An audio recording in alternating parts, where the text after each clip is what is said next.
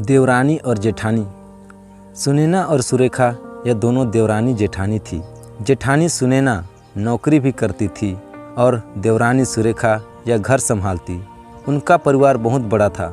सास ससुर और उन दोनों के बच्चे कुल मिलाकर 10 लोग घर में रहते।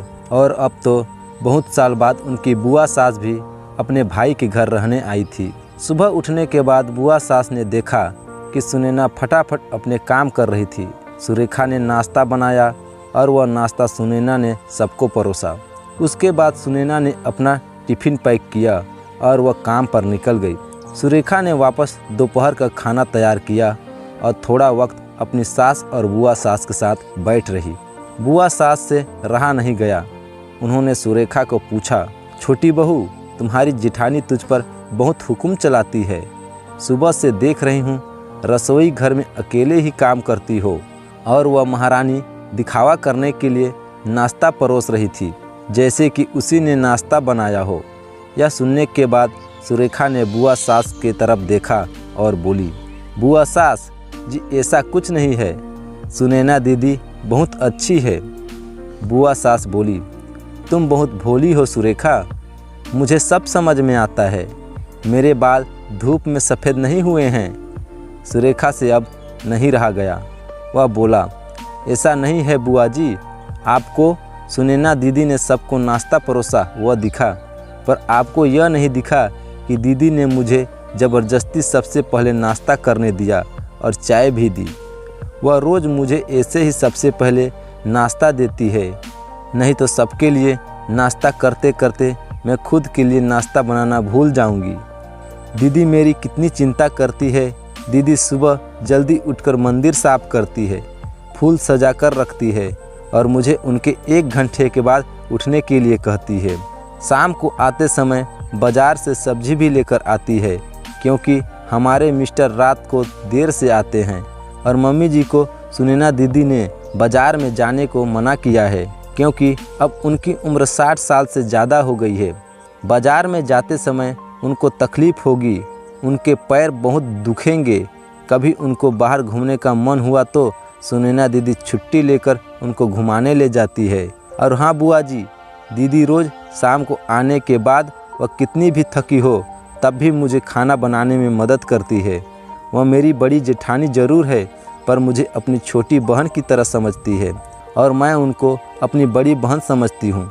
यह सब सुनकर बुआ सास एकदम चुप हो गई। उनकी चुगली सुरेखा के आगे टिक नहीं पाई। शाम को सुनैना सब्जी की थाली सुरेखा के पास देते हुए बोली, सब्जी के साथ तुम्हारे मनपसंद लेखक की किताब भी उसमें है। यह सुनकर सुरेखा खुश हो गई।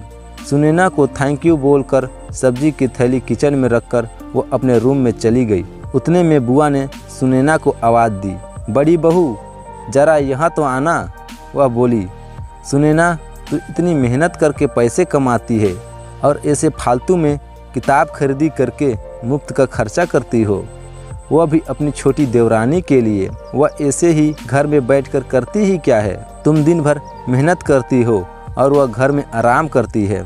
इस पर सुनैना हंसकर बोली, क्या बुआ जी आराम? और सुरेखा, उसे तो कहने पर भी वह आराम करती नहीं।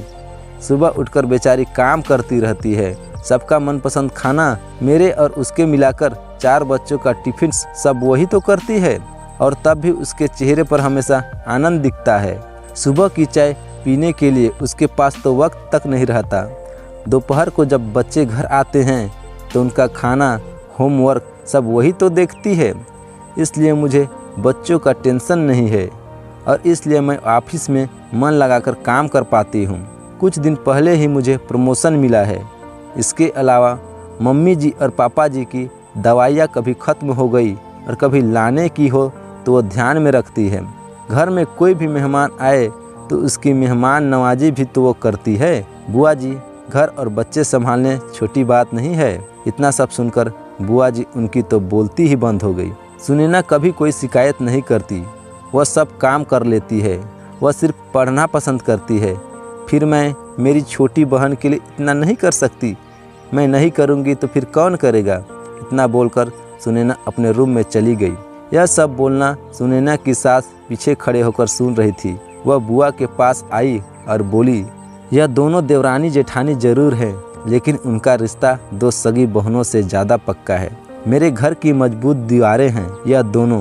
पहले मैं भी एक बुरी सास थी, हमेशा इन दोनों में झगड़ा लगाने की प्रयास करती थी, पर यह दोनों के प्यार के आगे मैं भी हार गई। वैसे भी झगड़ा लगाकर नुकसान तो हमारे ही घर का होगा ना। पर यह बात बुआ को समझ में नहीं आई। रुदन करते हुए कमरे से बाहर चली गई, क्योंकि उन दोनों में झगड़ा लगाने के लिए ही वो आई थी। पर सुनैना और सुरेखा के जैसी समझदार दो देवरानी जेठानी के बीच में झगड़ा करवाना बहुत मुश्किल था। तो दोस्तों, सुनैना और सुरेखा, इनकी जैसे समझदार देवरानी जेठानी जिस घर में होंगे उस घर का कोई भी बुरा नहीं कर सकता। जिस घर में ऐसी बहुएं होंगी वह घर स्वर्ग बन जाएगा। आपको यह छोटी सी कहानी कैसी लगी हमें कमेंट करके ज़रूर बताएं, और वीडियो अच्छा लगा तो वीडियो को लाइक, शेयर और चैनल में नए हैं तो चैनल को सब्सक्राइब करना ना भूलें। वीडियो में बने रहने के लिए आपका बहुत बहुत धन्यवाद।